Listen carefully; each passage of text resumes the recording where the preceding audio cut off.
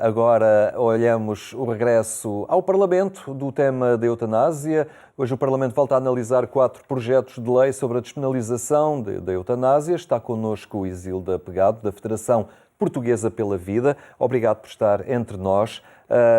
Na realidade, há aqui uma insistência, não é, em levar este tema ao hemiciclo, um tema que acaba por ser sensível e pouco consensual, mas há sempre uma grande insistência em que ele regresse. É verdade. Boa tarde. De facto, agora ouvimos dizer deste é que é.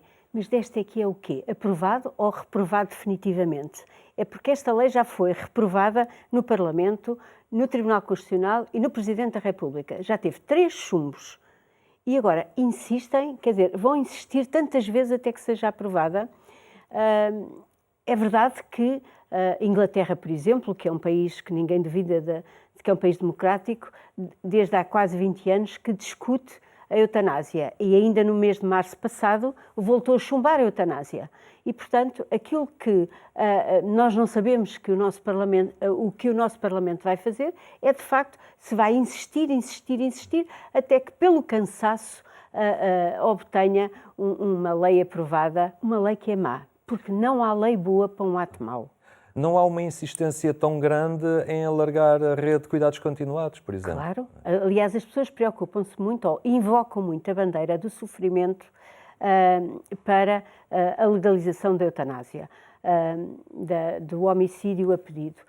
Mas não se preocupam com o sofrimento daqueles que têm cirurgias para fazer, que estão cheios de dores por causa de situações de outra natureza, de foro oncológico, e que precisam de tratamento e que não têm uma consulta onde possam recorrer, não têm um médico que os possa ouvir.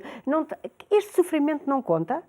Então o Parlamento anda a discutir o sofrimento para eliminar a pessoa, mas não discute o sofrimento para ajudar a pessoa. De facto, estamos aqui numa contradição inqualificável neste tempo, uma desumanização da própria sociedade, um retrocesso civilizacional que não podemos deixar de lamentar. Esta é uma realidade que vem sendo recorrente nestes últimos tempos. Há uma proposta também de referendo.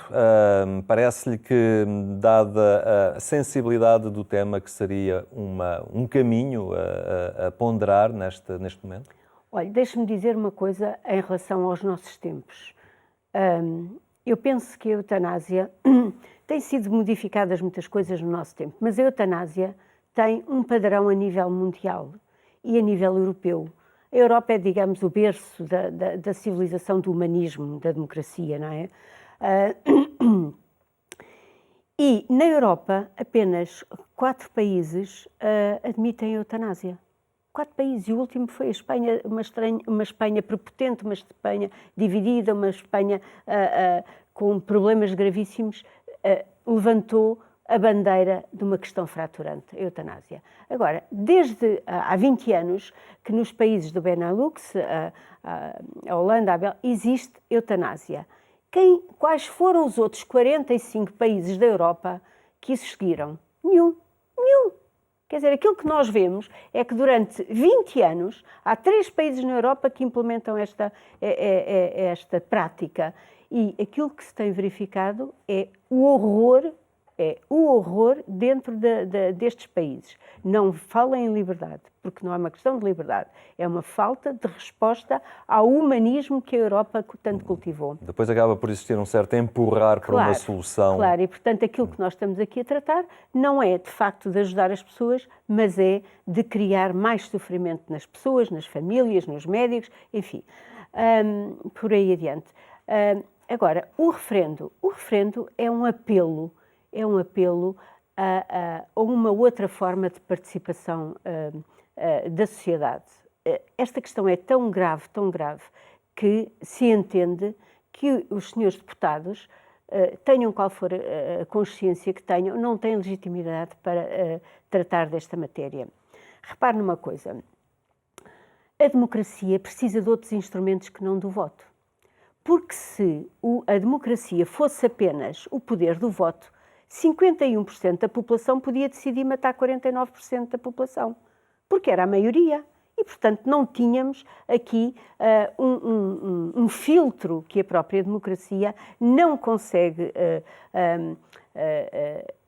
criar por si própria e precisa de socorrer desses pilares que são os valores da sociedade, que são a história do próprio pensamento que se criou ao longo da história num determinado contexto social, económico, político e também valores que são imutáveis, quer dizer, valores que já assumimos como imutáveis. O valor da vida humana, a dignidade de todas as vidas humanas são pilares desta civilização. E, portanto, é preciso, quando os próprios eleitos, os tais que representam os 51% que querem matar os outros 49%, não têm o discernimento suficiente para isso, é preciso recorrer à sociedade. E já recorremos através de mecanismos que a própria Constituição prevê e o Parlamento criou, que foi a audição de instituições da sociedade civil no âmbito do Parlamento.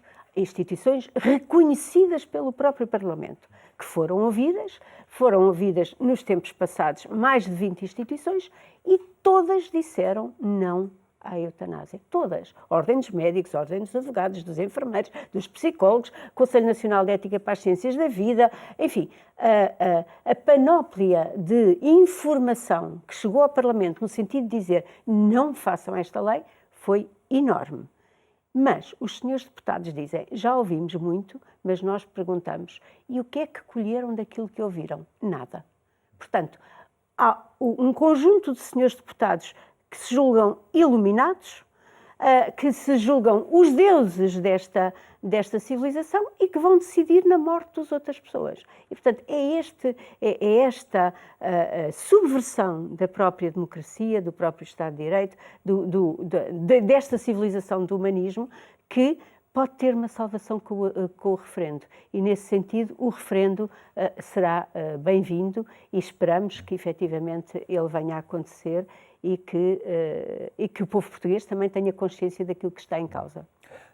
Nesta linha também, embora não sendo uma organização da Federação Portuguesa pela Vida, mas vale a pena referir, há um congresso também que começa amanhã, em Viana do Castelo, nesta sociedade civil e reflete precisamente sobre esta questão dos direitos e liberdades fundamentais. É importante também a sociedade civil assumir estas causas e dar-lhes expressão.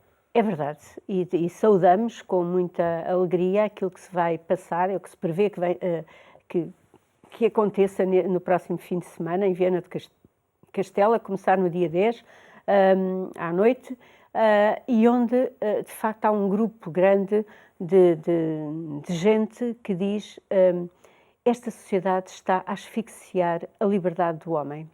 Está a destruir a própria concepção do homem como ser livre e ser capaz de gerir os seus próprios destinos.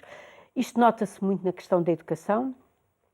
A família Mesquita Guimarães, que está na organização também deste congresso, entre outras instituições,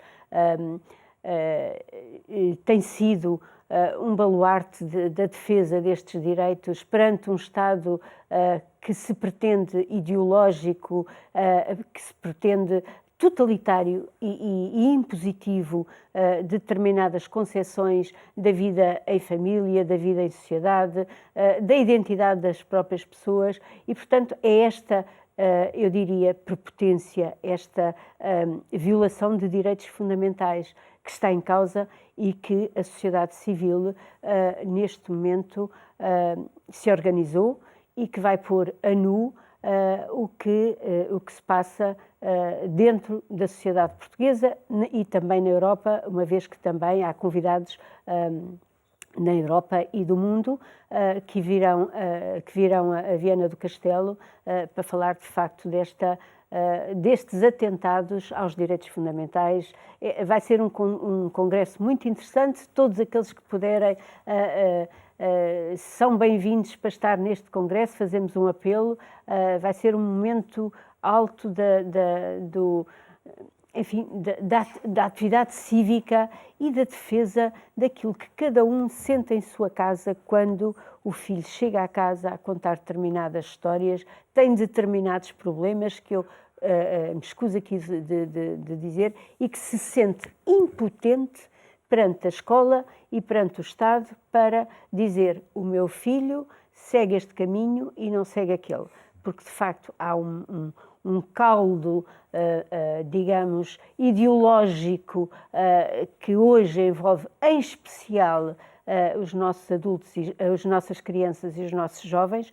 Como em qualquer regime totalitário, a grande preocupação é a escola e os mais novos, porque são mais vulneráveis, são mais frágeis, e, portanto, é aí que essas ideologias são fáceis de se propagar. Veja-se os regimes nazis, veja-se os regimes comunistas, sempre dedicaram muito do seu trabalho à escola, aos jovens, portanto, tudo isso está estudado, e aquilo que vamos fazer em Viana do Castelo, de facto, é olhar para isto com realismo e ver como é que podemos sair desta civilização que não cultiva o amor, mas antes a morte, a destruição e o servilismo do próprio homem, que é de facto preocupante para todos. E, portanto, é com esperança que também vamos a Viana do Castelo. Muito bem, Isilda, muito obrigado pela sua presença hoje aqui no programa Eclésia. São temas que nós, obviamente, continuaremos também a acompanhar.